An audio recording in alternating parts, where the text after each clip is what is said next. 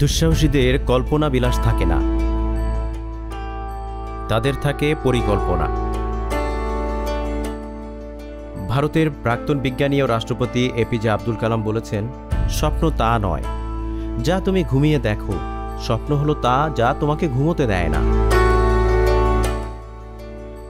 দুঃসাহসী অজস্র প্রহর কাটায় নির্ঘুম নিরলস পরিকল্পনায় এবং স্বপ্ন বাস্তবায়নের প্রচেষ্টায়। দৃষ্টিসীমার মধ্যে দৃশ্যমান মানুষের অজেয় কিছু নেই। কৌতূহলী মানুষ তার স্বপ্ন, কল্পনা ও ধ্যান জ্ঞান উৎসর্গ করে অসম্ভবকে সম্ভব করে তোলার প্রচেষ্টায়।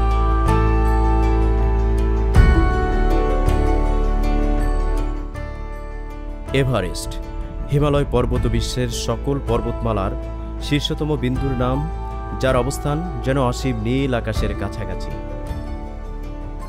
দুঃসাহসী স্বপ্নবাজদের প্রধান ইচ্ছের নাম ওই চূড়ায় পৌঁছানো আর এভারেস্টকে পদাবনত করা।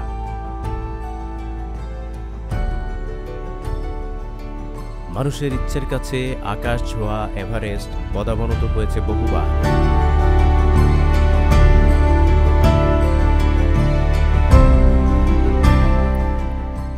এভারেস্ট জয়ী প্রথম মানুষটির নাম এডমান্ড হিলারি এবং তার গাইড দুঃসাহসী শেরপা তেনজিং নোরগে।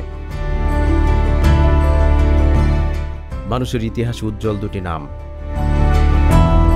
এরপর বছর বছর অনেকে জয় করেছে দুর্জেয় এভারেস্ট। বহু বিপদসংকুল পথ আর ভীতি অতিক্রম করে পৌঁছে গেছে এভারেস্টের চূড়ায় এবং ছুঁয়েছে দূর থেকে অস্পর্শ প্রায় শীর্ষবিন্দুটি। নারীরাও পিছিয়ে নেই হিমালয় পর্বত আরোহণের মধ্য দিয়ে এভারেস্টের চূড়ায় পৌঁছানোর প্রচেষ্টায়। বহু নারীও নাম লিখিয়েছেন ইতিহাসে এভারেস্ট বিজয়ী হিসেবে।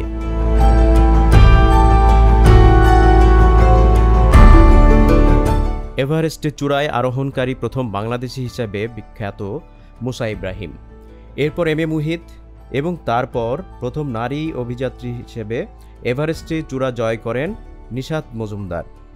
তারপর এভারেস্টের চূড়ায় পৌঁছান ওয়াসফিয়া নাজরিন।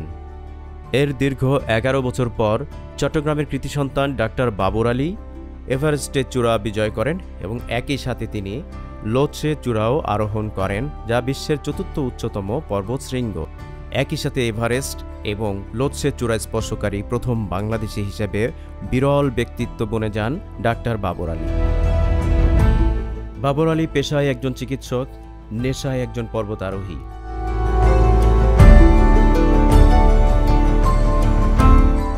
পৃথিবীর সর্বোচ্চ পর্বতশৃঙ্গের 14টি হিমালয় এবং কারাকোরাম রেঞ্জে। এভারেস্টের আকাশ ছোঁয়া চূড়া হাতছানি দিয়ে ডাকে দুঃসাহসীদের, কিন্তু এভারেস্টের চূড়া জয় করা এত সহজ নয়। পদে পদে বিপদ, মৃত্যুর ভয়, পথ হারিয়ে ফেলার আতঙ্ক সবসময় তাড়া করে পর্বত আরোহীদের।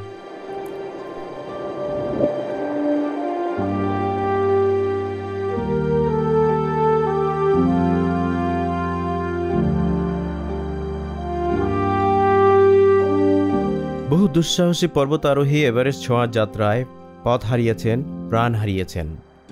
কেউ কেউ হারিয়ে গেছেন চিরদিনের মতো, তার মৃতদেহ পরবর্তীতে আর খুঁজেও পাওয়া যায়নি। পর্বতের বিভিন্ন স্থানে প্রাণহীন সেসব মৃতদেহ পড়ে আছে বছরের পর বছর অনেকেরই। কারো কারোটা পুরো বরফের আচ্ছাদনে হারিয়ে গেছে চিরদিনের মতো। উদ্ধারও করা হয়েছে বহু পুরনো মৃতদেহ পরবর্তীতে।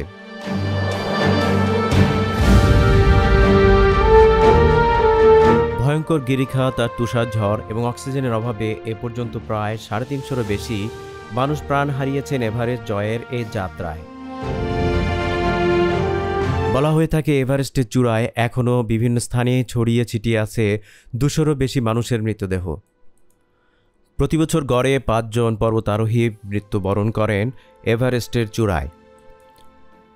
এভারেস্টের পথে এত মৃত্যুর কারণ তুষারঝড়, বরফধস, উচ্চতা ভীতি, অক্সিজেনের অভাব, মাত্রাতিরিক্ত ঠান্ডা, আতঙ্ক, খাদ, বিপজ্জনক পথ এবং আরও রয়েছে নানা ধরনের হিমশীতল মৃত্যুর পরিবেশ। এভারেস্ট বিজয়ী প্রথম পর্বতারোহীর নাম হতে পারত জর্জ ম্যালোরি, যিনি এডমন্ড হিলারিরও বহু আগে আরোহণ করেছিলেন এভারেস্টের চূড়ায় এবং সফলভাবে নেমে আসার সময় পথে তুষার ঝরে পড়ে প্রাণ হারান।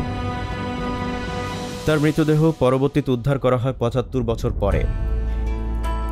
এভারেস্টের পথে চতুর্থ ক্যাম্প, যা ডেড জোন হিসেবে পরিচিত, মূলত তা ৮,০০০ মিটারের উপরে অবস্থিত। এই স্থানটি রেইনবো স্পট নামেও পরিচিত। এই রেইনবো স্পট নামকরণের পেছনে রয়েছে একটি কারণ। দূর থেকে একে দেখতে বহুরঙা একটি রংধনুর মতো মনে হয়। তার কারণে স্থানে ছড়িয়ে ছিটিয়ে রয়েছে বহু মৃতদেহ, যাদের পরনে রয়েছে নানা রঙের পোশাক, খাবারের পরিত্যক্ত প্যাকেট, অক্সিজেন সিলিন্ডার, তাঁবুর ছেঁড়া অংশ, যা দূর থেকে দেখলে বহু রঙের একটি রংধনু বলে ভুল হয়। মূলত এটি এভারেস্টে চূড়ায় আরোহণের পথে সবথেকে ভয়ঙ্কর মৃত্যুর মায়াপুরী। এছাড়াও রয়েছে হিলারি স্টেপ সহ আরও কিছু কিছু স্পট।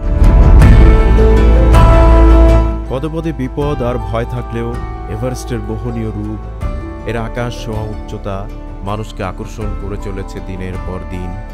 মানুষ পদাবনত করতে চেষ্টা করেছে বছরের পর বছর পৃথিবীর বিভিন্ন স্থান থেকে। তাই প্রতি বছর এভারেস্টের চূড়ায় আরোহণ করে বহু দুঃসাহসী পর্বতারোহী। সময়ের সাথে সাথে রচনা করে চলেছে এভারেস্ট বিজয়ের নতুন আখ্যান।